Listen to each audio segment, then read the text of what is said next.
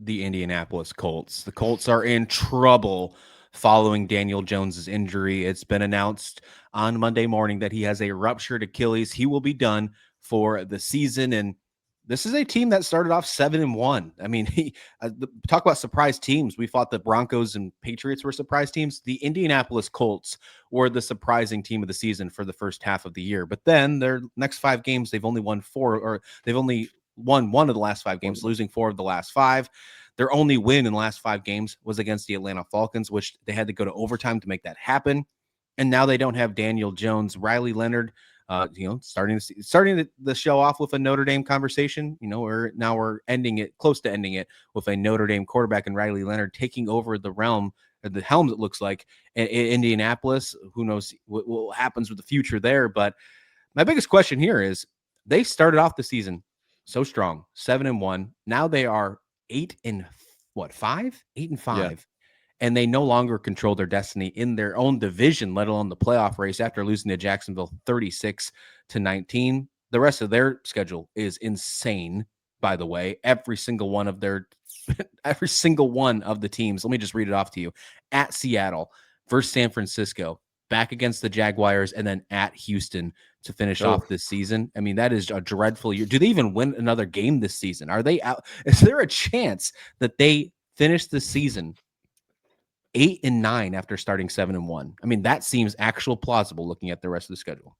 I actually think that's pretty legit. And is it going to be Riley Leonard? That's the new guy without Danny Dimes. Yeah, sounds like it. He's the one that replaced him yesterday.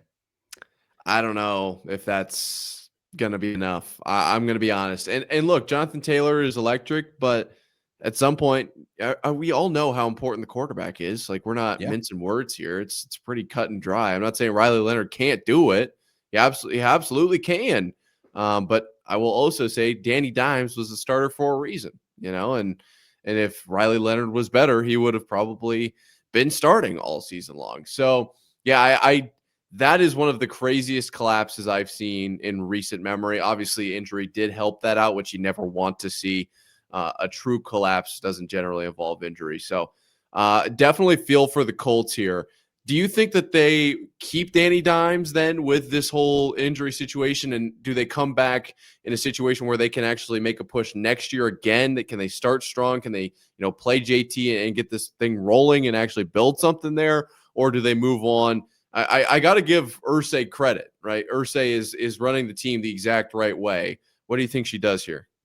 Yeah, interesting. I think, one, they should keep Daniel Jones, Danny Dimes, and then 2, I think they have to, because remember all the first round picks they traded to get Sauce Gardner, right? So I don't think they have a future, at least this year in the draft, to go say, hey, let's go get a quarterback, unless you're going to go take another shot at the wind in the free agent market. But why do that if you have a guy like Daniel Jones who has proved he could be a quarterback for your team if he's healthy? I mean, we were 8 games into the season this year, Nick, and we were talking about Daniel Jones being in the MVP conversation, ? Like, that was a true narrative, and it wasn't just for fun. Like, there was a legit narrative saying, has Daniel Jones, Indiana Jones, right now that he's back in Indianapolis, did he find the perfect spot?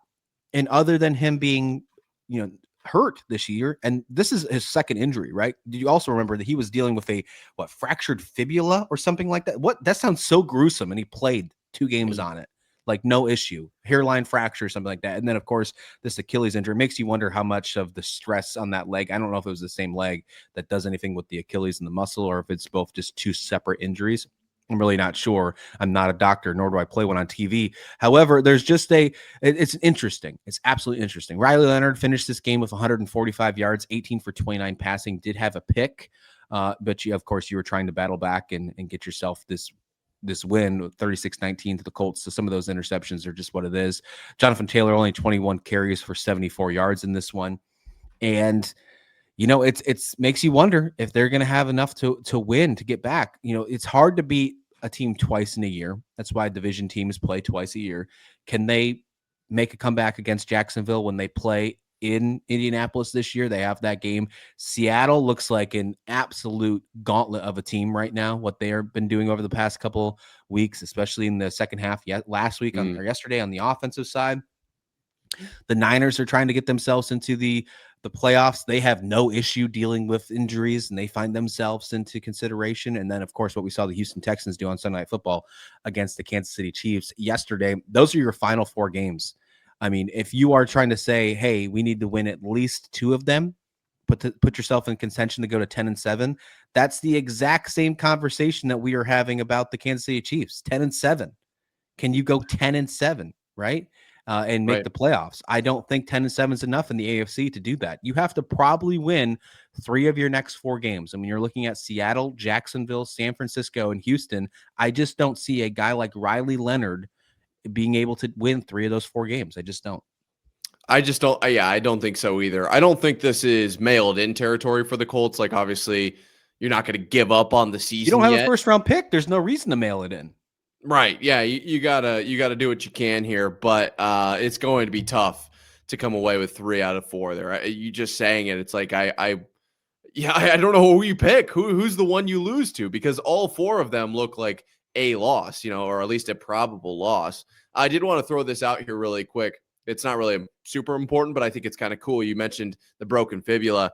The reason Jones was able to play is because of 2 of his teammates from college at Duke. They've developed this this technology. They call it Protect 3D, and it's some sort of carbon fiber, whatever. I'm not exactly sure what it is. I'm not even gonna act like I know. But the fact that he went back to his college buddies on his college team was like, hey, remember that thing that you guys were doing for the broken collarbone?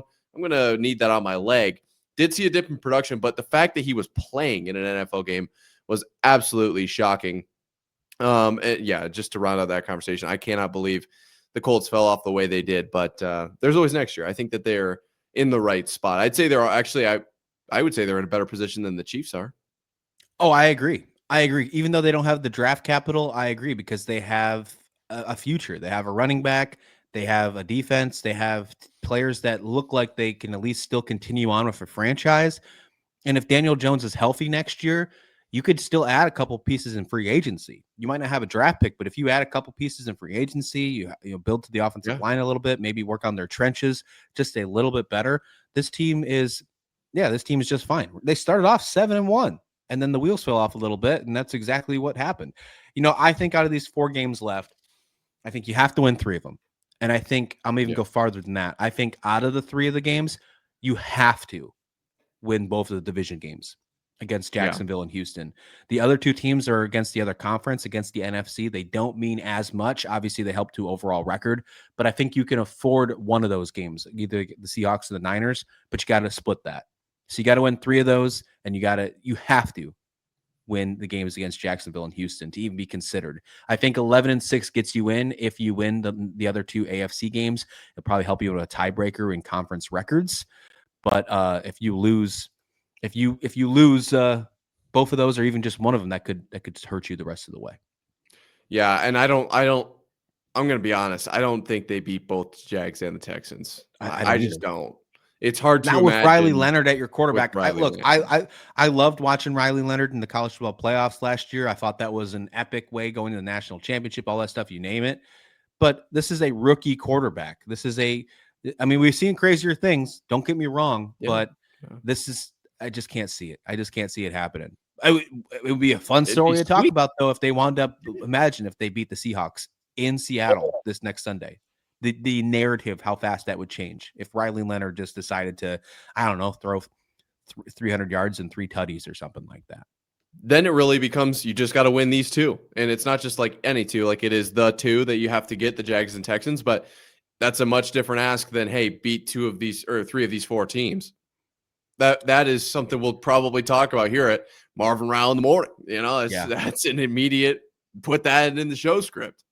Absolutely, for sure. There's a lot more storylines to talk about the NFL this week. Plenty of stuff to talk about. We mentioned, teams like the Miami Dolphins. What are they doing? Is there a chance they can make the playoffs after their crazy start? There is a chance. And John Gruden, the good old Gruden, brought that up weeks ago, saying, "Don't be surprised the Miami Dolphins are in the playoff hunt." And look what's happening. Insane. That guy needs to be coaching somewhere.